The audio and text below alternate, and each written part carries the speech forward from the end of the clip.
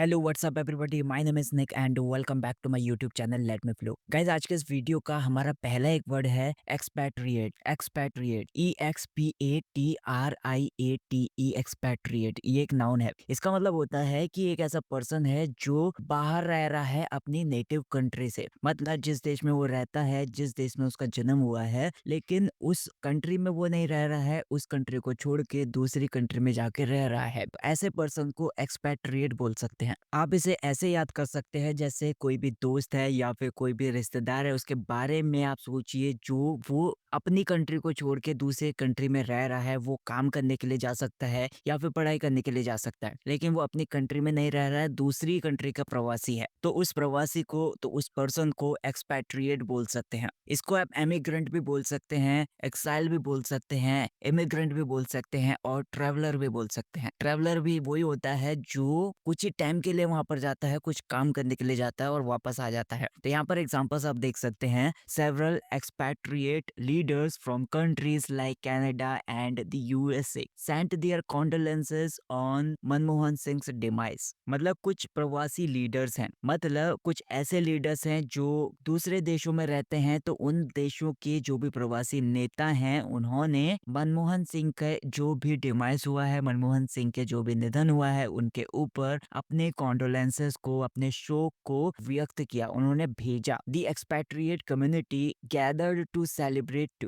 दिवाली। मतलब एक ऐसी कम्युनिटी है, एक ऐसा समाज है या फिर एक ऐसे समुदाय है जो कि प्रवासी है। मतलब एक अपने देश को छोड़कर वो दूसरे देश में रह रहे हैं, कुछ काम की वजह से रह रहे हैं या फिर वहां पर जॉब करते हैं, वो इसकी वजह से रह रहे हैं। तो ऐसी जो कम्युनिटी है वो इकट्ठा हो गई, वो गैदर हो गई टू सेलिब्रेट दिवाली। क्योंकि वो इंडिया से बिलोंग करते हैं, क्योंकि वो दिवाली को सेलिब्रेट करते हैं, तो इसकी वजह से वो सेलिब्रेट करने के लिए इकट्ठा हो गए प्रवासी जो भी कम्युनिटी है। My neighbour and expatriate from Spain often shares recipes. मतलब जो मेरा पड़ोसी है और एक्सपैट्रिएट है, मतलब एक ऐसा इंसान है जो कि स्पेन से आया हुआ है, वो मेरे घर के बगल में रहता है और मेरे पड़ोसी है वो। तो वो कभी कभी या फिर अक्सर मेरे साथ रेसिपी को शेयर करता है। मतलब स्पेन की जो भी रेसिपी है, वहाँ पर खाने बनाने का जो तरीका है या फिर जो भी स्टाइल है, वो सारी की सारी चीजें मेरे साथ कभी कभी शेयर करता है।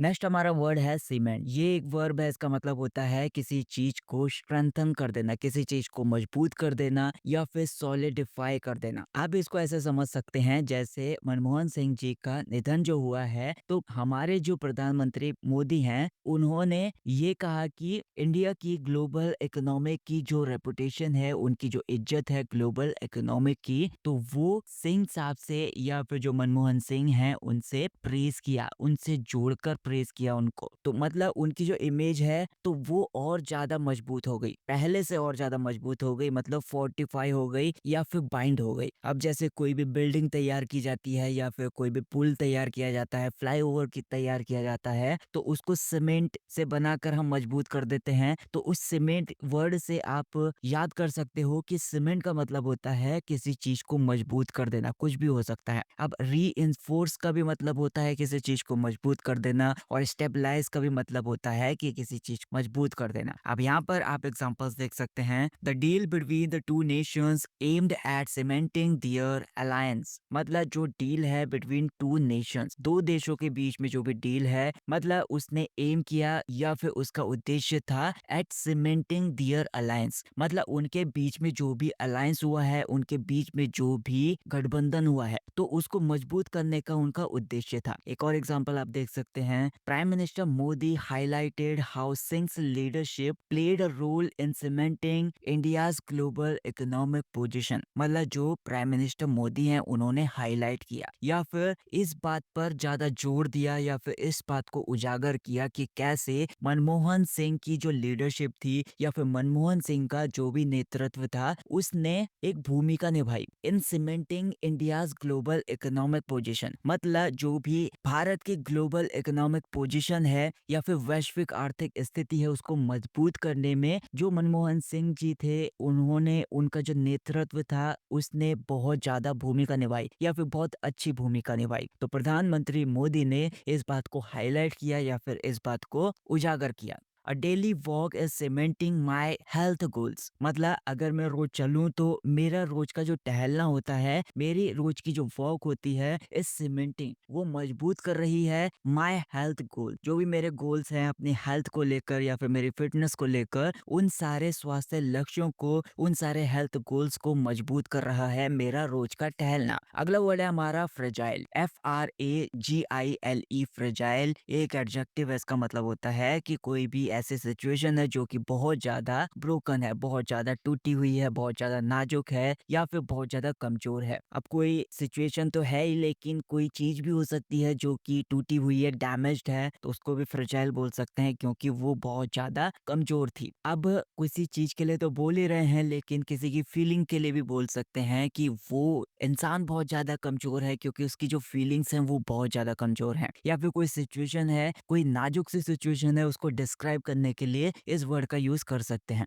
अब इसको आप ऐसे समझ सकते हैं जैसे मनमोहन सिंह की जो फ्रेजाइल हेल्थ थी या फिर नाजुक सी कमजोर जो हेल्थ थी उनके आखिरी टाइम में, या फिर उनका जैसी भी कंडीशन थी, जैसे भी हेल्थ इश्यूज थे, तो उन सारी चीजों के बारे में आप समझ सकते हैं। और उनका जो फैमिली है, उनके आखिरी टाइम में या फिर नाजुक से सिचुएशन में उस टाइम पर उन्होंने बहुत ज्यादा सपोर्ट किया। इसी वर्ड को आप डेलिकेट भी बोल सकते हैं क्योंकि कोई भी सिचुएशन है या फिर कोई भी चीज है तो वो बहुत ज्यादा कमजोर है या फिर नाजुक सी है। ऐसे ही कोई चीज है जो कि ब्रेकेबल है, मतलब वो टूट जाती है, अचानक से टूट जाती है या फिर बहुत आसानी से टूट जाती है, तो वो भी फ्रेजाइल हो गई क्योंकि वो बहुत ज्यादा नाजुक सी है। ऐसे ही फिल्म सी हो गया या फिर जो फ्रेल वर्ड है वो भी इसका सिनोनिम हो गया। आप यहाँ पर एग्जांपल्स देख सकते हैं जैसे कि the fragile was shattered into pieces when it fail. मतलब एक फ्रेजाइल सा वाज था, मतलब फूलदान था जो कि बहुत ज्यादा नाजुक था या फिर बहुत ज्यादा कमजोर था, वो शैटर हो गया, मतलब वो बहुत ज्यादा टूट गया, अचानक से टूट गया या बिखर गया, टूटकर इनटू पीसेस, जो टुकड़ों में टूटकर बिखर गया, व्हेन इट फेल, जैसे ही वो गिरा। Fragile peace talks in Gaza require global attention. मतलब जो भी फ्रेजाइल पीस टॉक है या फिर नाजुक सी जो शांति वार्ता है, ऐसी बातचीत है जो कि शांति पूर्वक की जाती है गाजा के अंदर, तो वो रिक्वायर करती है या फिर उस चीज को जरूरत है ग्लोबल अटेंशन की।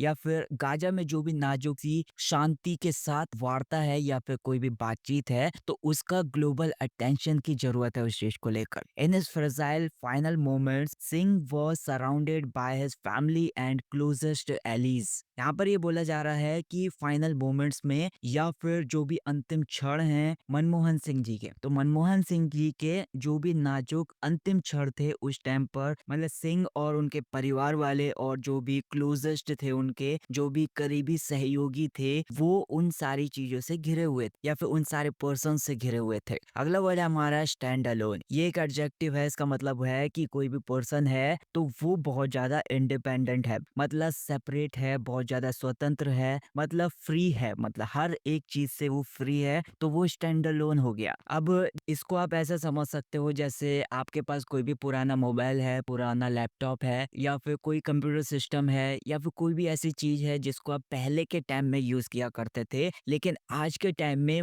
वो आपके लिए यूजलेस है, तो वो ऐसी ही पड़ी रहेगी, मतलब फ्री पड़ी रहेगी, उसको आप यूज ही नहीं करोगे, तो ऐसी चीज के लिए बोल सकते हैं कि वो स्टैंड अलोन है, वो स्वतंत्र है, उसको यूज में नहीं लेते हैं। तो इसके लिए इंडिपेंडेंट बोल सकते हैं, सेल्फ सफिशिएंट बोल सकते हैं, ऑटोनोमस बोल सकते हैं और सेपरेट बोल सकते हैं। तो यहाँ पर एग्जांपल्स हैं, I prefer stand alone task that don't require team coordination. मतलब मैं प्रिफर करता हूँ या फिर मुझ पसंद है या फिर मैं इस बात को पसंद करता हूँ, स्टैंड अलोन टास्क, या फिर ऐसे टास्क को मैं पसंद करता हूँ, ऐसे कामों को पसंद करता हूँ जो कि स्वतंत्र रूप से किए जाते हैं, that don't require team coordination, मतलब जिनमें टीम की जरूरत नहीं पड़ती है या फिर मैन पावर की जरूरत नहीं पड़ती है या फिर किसी दूसरे इंसान की जरूरत नहीं पड़ती है, तो मैं ऐसे टास्क करने में, ऐसे काम करने में इस चीज को मैं पसंद करता हूँ। नेक्स्ट वर्ड है हमारा आउस्टर। ये एक नाउन है, इसका मतलब होता है the removal of someone from a position और अ प्लेस। मतलब एक पोजीशन से किसी पर्सन का जो हटाना होता है, इस प्रोसेस को आउस्टर बोल सकते हैं, या फिर किसी जगह से उसको हटा हटाने को आउस्टर बोल सकते हैं। अब जैसे कोई भी पर्सन है तो उसका एक पद है, कैसे किसी कंपनी में काम कर रहा है या फिर कोई भी पॉलिटिकल लीडर है तो उसका एक पद होगा, तो उसके पद से हटाने की जो प्रोसेस होगी उसको आउस्टर बोल सकते हैं। या फिर कोई भी इंसान है, कोई भी चीज है तो उसको उसकी जगह से हटाने की जो भी प्रोसेस होगी उसको हम आउस्टर बोल सकते हैं। अब इसको हम पॉलिटिक्स में यूज कर सकते हैं या फिर जो भी कानूनी मामले होते हैं उनमें भी यूज किया जा सकता है। अब जैसे इसको समझने के लिए या फिर इसको याद करने के लिए आपके पास एक सिचुएशन है, जैसे किसी की कोई निगेटिव सी आदत या फिर कुछ ऐसी आदत होती है जो कि गलत है, तो आगे चलकर या फिर धीरे धीरे जैसे भी उसको समझ में आ रहा है तो वो अपनी निगेटिव वाली आदत को छोड़ देता है, उसको हटा देता है अपनी जिंदगी से, तो उसको आउस्टर बोल सकते हैं क्योंकि उसने अपनी जिंदगी से उसको हटा दिया है, उसको करना छोड़ दिया है। तो यहाँ पर इसको एक्सपल्जन भी बोल सकते हैं, रिमूवल भी बोल सकते हैं, डिसमिसल भी बोल सकते हैं, किसी चीज का एविक्शन हो गया या फिर ओवरथ्रो हो गया। एग्जांपल्स आप देख सकते हैं, students protested against the principal's ouster, मतलब प्रिंसिपल का जो आउस्टर था या फिर प्रिंसिपल को हटा दिया गया था उनके पद से, तो उनका जो आउस्टर था, उनकी इस प्रोसेस का जो आउस्टर था या फिर उनका जो हटाना था, तो इसकी वजह से स्टूडेंट्स ने प्रोटेस्ट किया, इसकी वजह से स्टूडेंट्स ने विरोध किया इस बात को लेकर। अगला वर्ड है हमारा फॉरे, ये एक नाउन है। इसका मतलब होता है कि किसी भी सिचुएशन में, जैसे कोई भी काम है, कोई भी एक्टिविटी है, तो उसमें दखल को आप फॉरे बोल सकते हैं, उसमें छापेमारी को आप तक फॉरे बोल सकते हैं, उसमें जो भी इंटरवीन किया जाता है या फिर उसमें जो भी इंटरफियर किया जाता है उसको आप फॉरे बोल सकते हैं। अब जैसे कोई भी काम चल रहा है या फिर कोई भी एक्टिविटी है या फिर कोई पर्सन किसी जगह पर बैठा है, अचानक से अगर किसी का प्रवेश उसमें हो जाता है, अचानक से उस सिचुएशन में, उस एक्टिविटी में अगर कोई एंटर कर जाता है तो उस टाइम पर इसको फौरे बोल सकते हैं, क्योंकि अचानक से किसी का दखल हुआ है, उसमें दखल अंदाजी हुई है या फिर छापेमारी हुई है, तो उसको फौरे बोल सकते हैं। इसको समझने के लिए आप ऐसा समझ सकते हैं जैसे कि जो बॉर्डर पर मिलिट्री होती है तो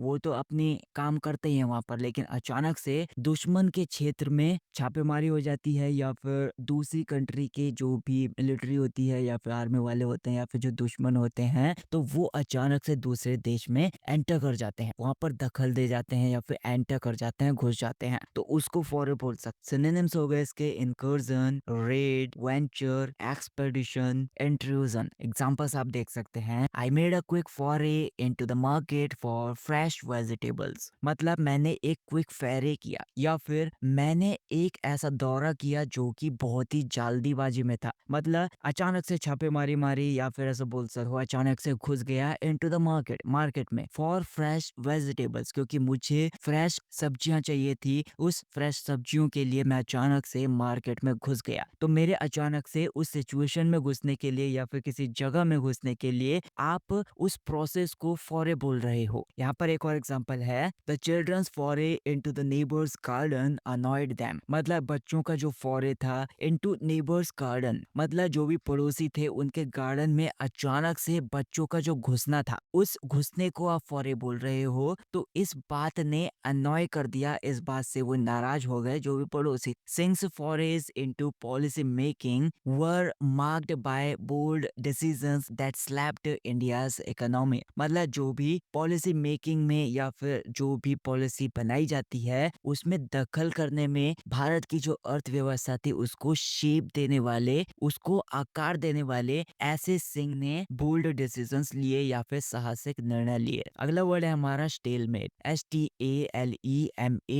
स्टेलमेट, ये एक नाउन है। इसका मतलब होता है एक ऐसी सिचुएशन है जिसमें कोई भी साइड है विन नहीं कर सकती, कोई भी साइड है वो जीत नहीं सकती, तो इसको स्टेलमेट बोल सकते। अब जैसे गतिरोध बोल सकते हो इसको, या फिर एक ऐसे सिचुएशन बोल सकते हो जिसमें दोनों के दोनों पक्ष जो है वो किसी भी निष्कर्ष पर, किसी भी निर्णय पर नहीं पहुंच सकते, वहां पर बीच में जो गतिरोध है तो उस गतिरोध को स्टेलमेंट बोल सकते हैं। जैसे आप समझ सकते हो, जैसे आपका जो दोस्त है उसका किसी के साथ कोई झगड़ा हो गया है, कोई भी बहस हो गई है तो वो खत्म नहीं हो पा रहा है क्योंकि बीच में गतिरोध लग गया है, किसी भी सॉल्यूशन नहीं निकल पा रहा है, तो उसको आप बीच में जो गतिरोध है उसको स्टेलमेंट बोल सकते हैं। इसके लिए आप इम्पास भी बोल सकते हैं, डेडलॉक हो गया, ग्रिडलॉक हो गया या फिर स्टैंड स्टिल हो गया। तो एग्जांपल्स हैं जैसे कि the negotiations between two kingdoms ended in a stalemate. मतलब जो भी नेगोशिएशन है या फिर जो भी बातचीत है या फिर जो भी कॉम्प्रोमाइज है बिटवीन टू किंगडम्स, दो राज्यों के बीच में जो भी नेगोशिएशन है, एंडेड इन अ स्टेलमेंट, वो एक ऐसे सिचुएशन में जाके समाप्त हुआ या फिर खत्म हुआ जो कि गतिरोध वाली थी, बीच में गतिरोध लग गया। मतलब a stalemate in traffic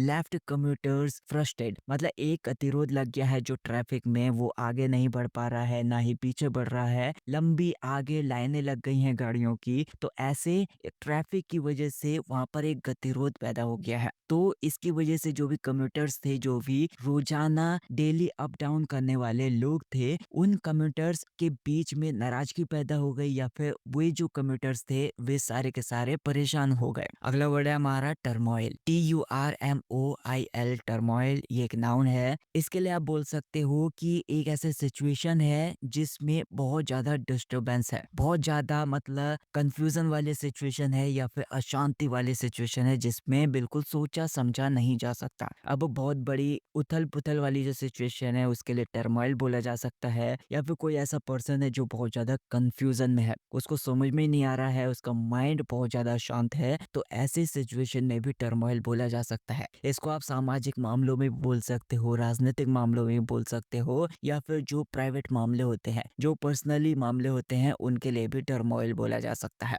अब जैसे किसी के घर में पारिवारिक घटनाएं हो जाती हैं तो उन पारिवारिक घटनाओं की वजह से घर में अशांति पैदा हो जाती है, क्योंकि उथल पुथल वाली सिचुएशन हो जाती है, सबके सब कंफ्यूज रहते हैं, सबके सब डिस्टर्ब रहते हैं, तो ऐसे सिचुएशन को टर्मोइल बोल सकते हैं। अब जैसे अचानक से कोई प्राकृतिक आपदा आ जाती है तो उसकी वजह से समाज में या फिर वहाँ के जो लोग रह रहे थे उनमें बड़े बदलाव आ जाते हैं, वे इधर उधर झटपटाने लग जाते हैं, वे अपनी जगहों को छोड़कर चले जाते हैं, तो ऐसी सिचुएशन को टर्मोइल बोल सकते हैं क्योंकि ये अशांति से भरी हुई है। इसके लिए केओस भी बोल सकते हैं, अनरेस्ट बोला जा सकता है, अपहीवल हो गया या फिर कमोशन हो गया या फिर डिसऑर्डर हो गया। जैसे एग्जांपल्स हैं, her heart was turmoil as she read the letter. मतलब जो उसका दिल था, उस लड़की का जो दिल था वो टर्मोइल वाले सिचुएशन में था, मतलब अशांति से भरा हुआ था, क्योंकि जब उसने लेटर पढ़ा, उस लेटर में जो भी लिखा उसकी वजह से वो डिस्टर्ब हो गई या फिर बहुत ज्यादा एक ऐसे सिचुएशन में चली गई जिसमें बहुत ही ज्यादा कंफ्यूजन थी। तो उस अशांति से भरे हुए लेटर को जब उसने पढ़ा तो वो बहुत ज्यादा अशांत हो गई या फिर उसका दिल बहुत ज्यादा अशांत हो गया। The kingdom was in turmoil after the Kings sudden death. मतलब जो राजा था, उस राजा की अचानक से मृत्यु के बाद जो किंगडम था, वो जो राज्य था, वो टर्मोइल वाली सिचुएशन में चला गया